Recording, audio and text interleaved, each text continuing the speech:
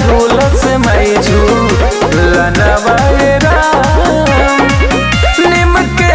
पतैया डोले बहे पवनवा हो कि निमिया तरवा झूलस मई झूलनवा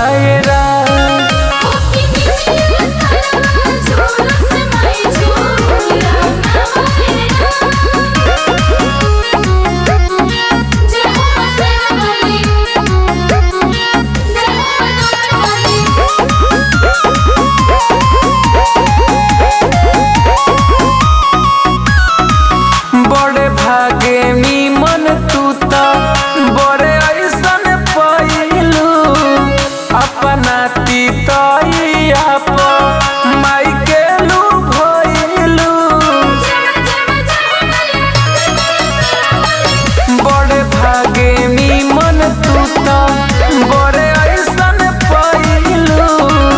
अपना तीतैया पर माई के लू भइलू तोहरे छैया लगे माई के असनवा हो कि निमिया तरवा झूलस मई झूलनवा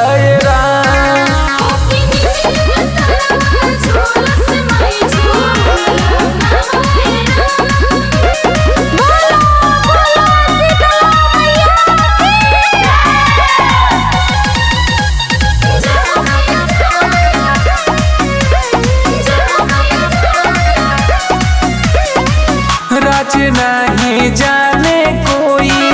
माई के पसंद के प्रिय बाटे ओढ़ाउल फुलवा बिना सुगंध के राज नहीं जाने कोई माई के पसंद के प्रिय बाटे ओढ़ाउल फुलवा बिना सुगंध के